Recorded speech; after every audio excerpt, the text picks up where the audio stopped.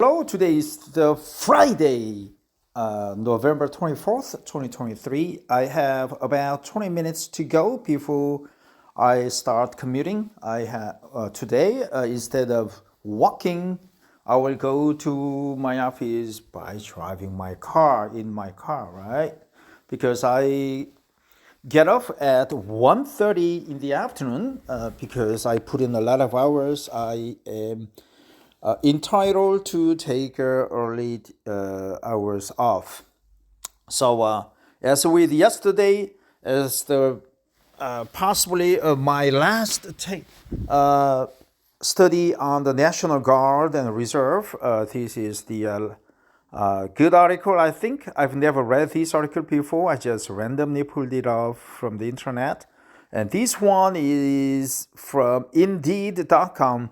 I remember I read several articles from Indeed, so I think the Indeed.com is a really good source for English study and information. Indeed.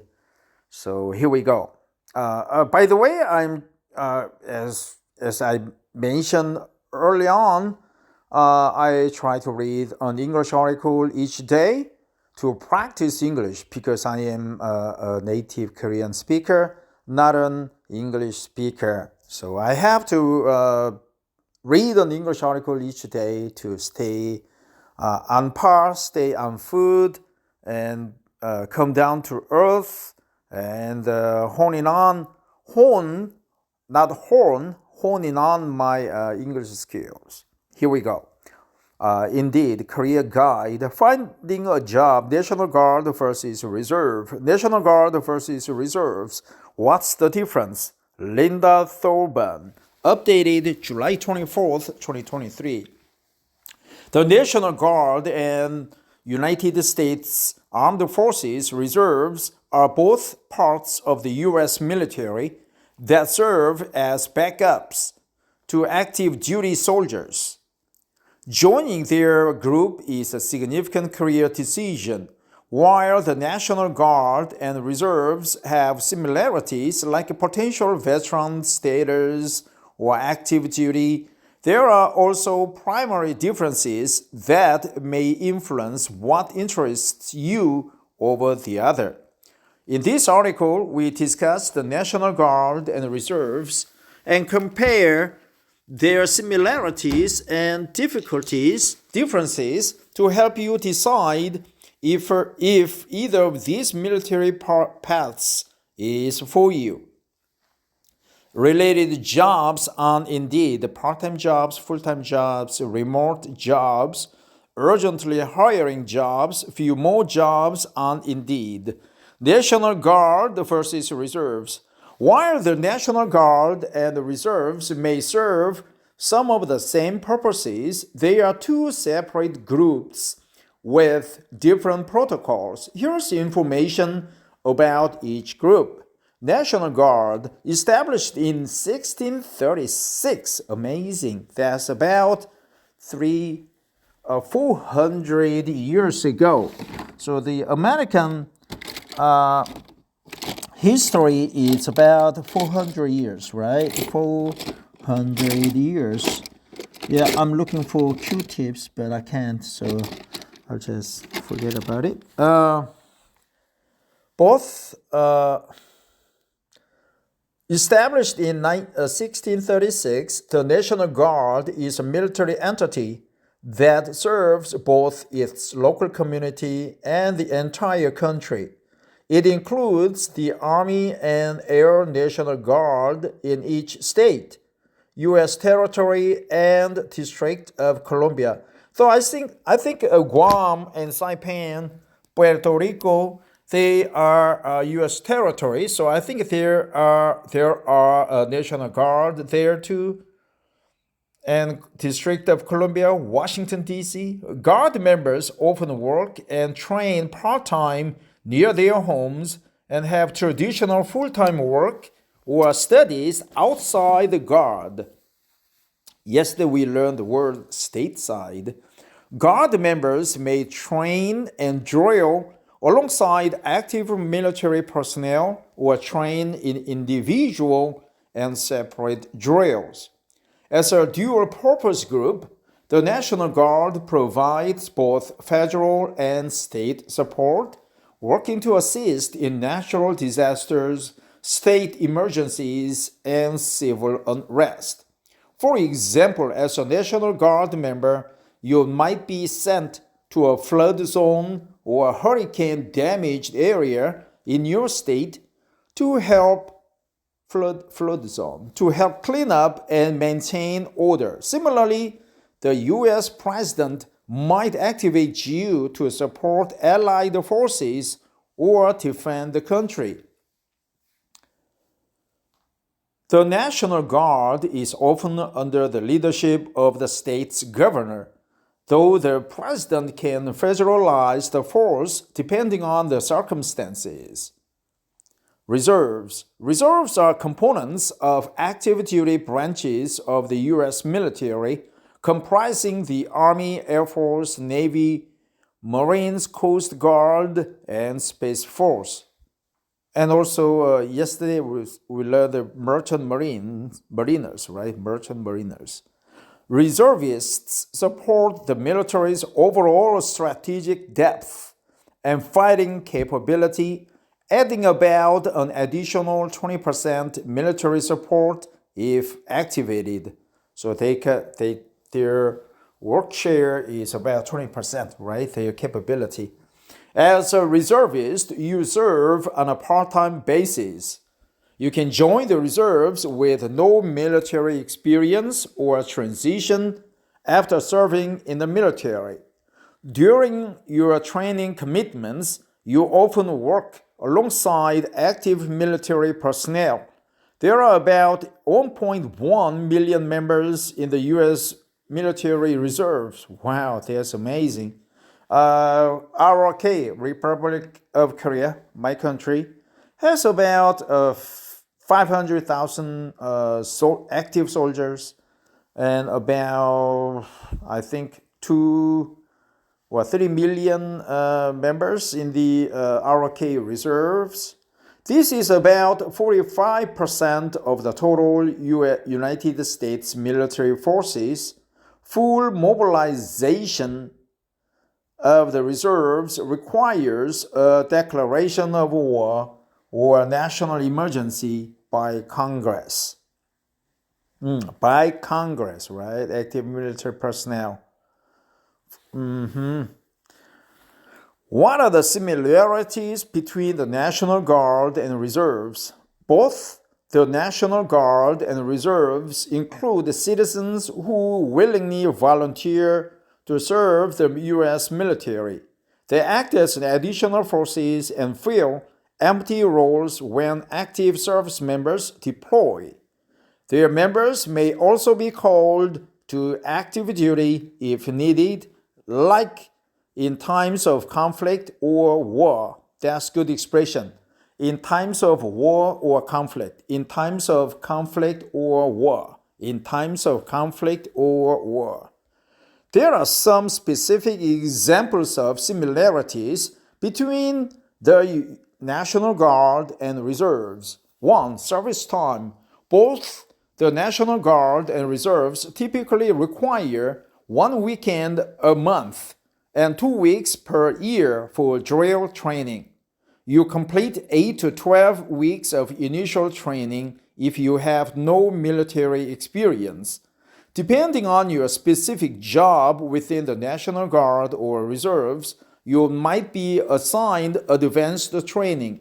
If you get activated in the Guard or reserves, you typically serve 30 days in a nearby unit or up to a year with a mission abroad.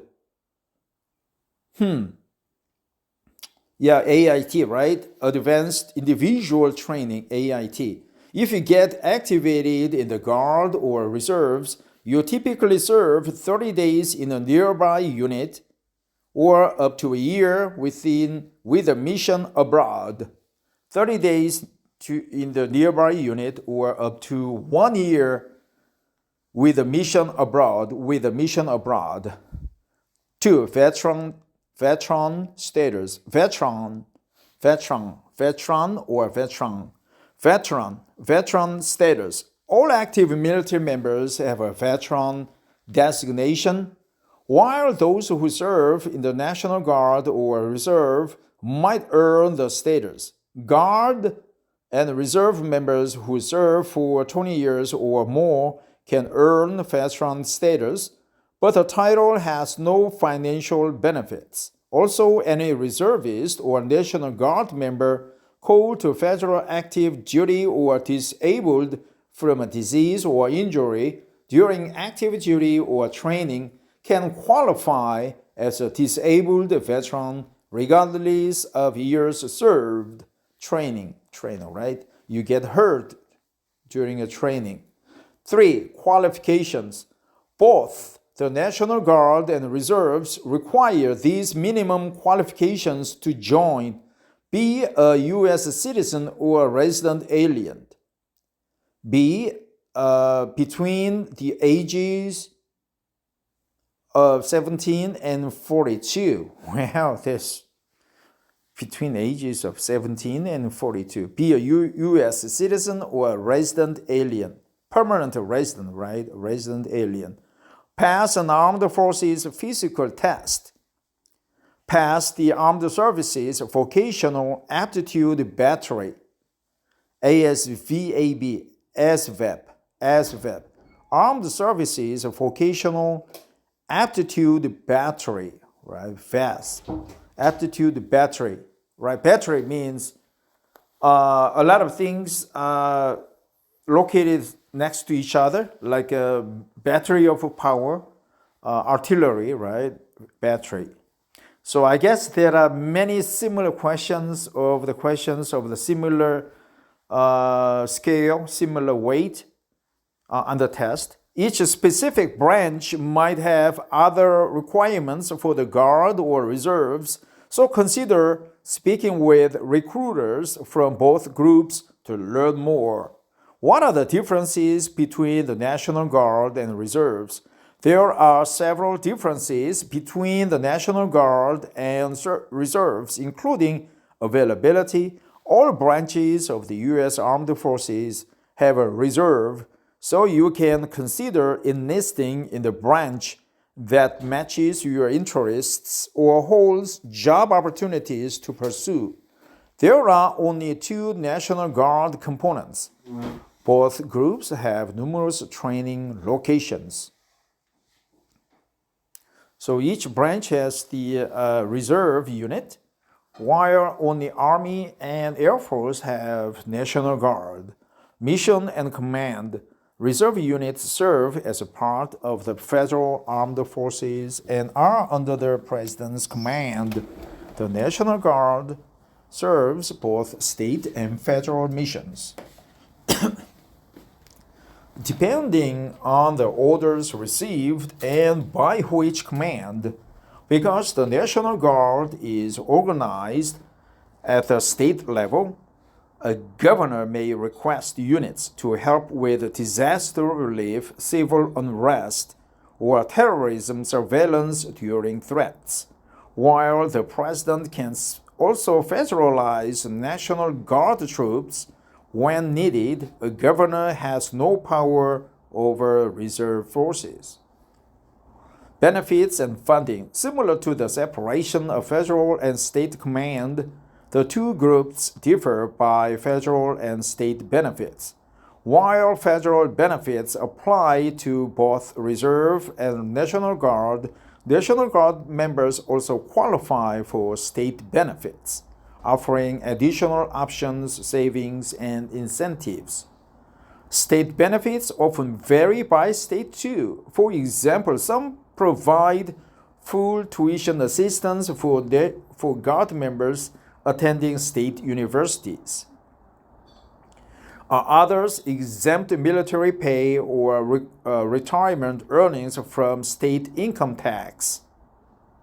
Military pay and retirement earnings. Also, the National Guard is state-funded, whereas the reserves receive federal funding.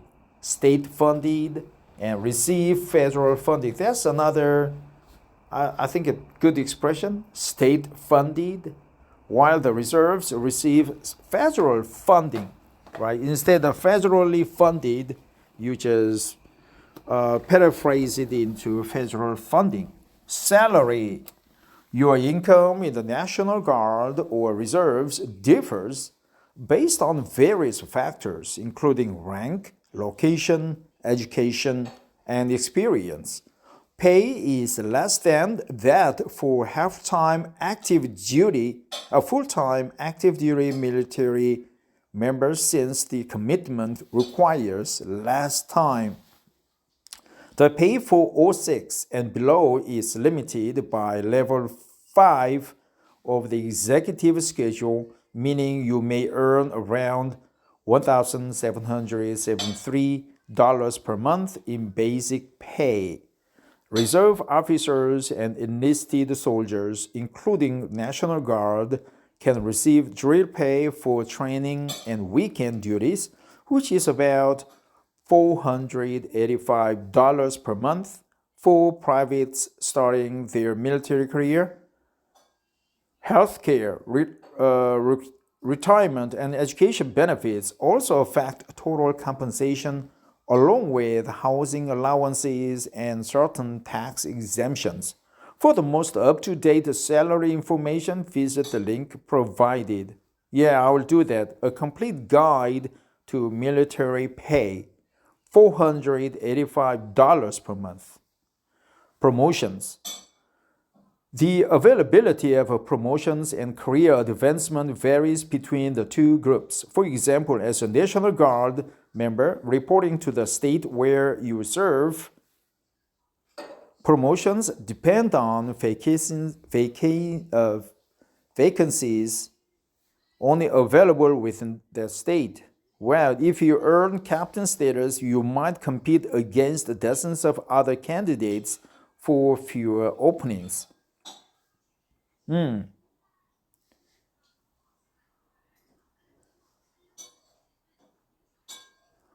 the reserves, you can accept promotions across all nationwide openings as you aren't restricted to those within your state. For example, if you are promoted to captain status in Virginia and there's an opening in Mississippi, you can apply. Service time.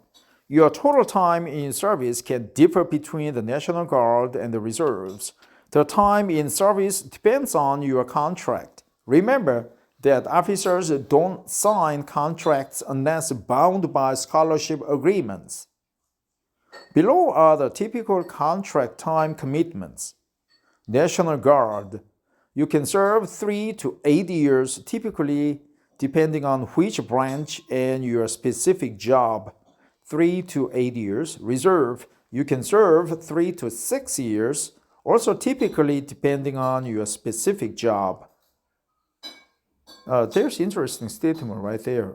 Above. Remember that officers don't sign contracts unless bound by scholarship agreements. Same with Korean Army.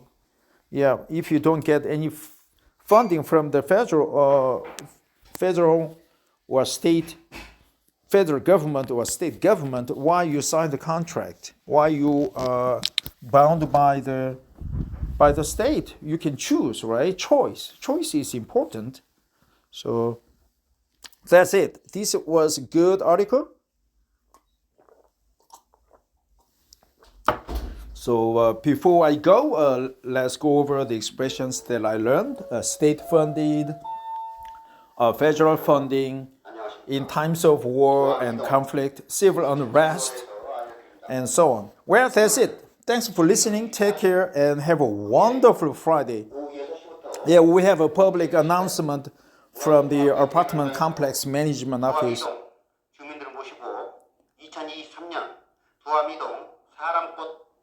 Yeah, it says we have a small festivity activities or small festival in our neighborhood today and tomorrow, I think. If you can, come join us. There would be a makgeolli cocktail, mocktail, whiskey, beer, rice cake, rice bowl, food, soup, broth, and so on. Come on out, man. Thanks for listening. Take care. Bye bye.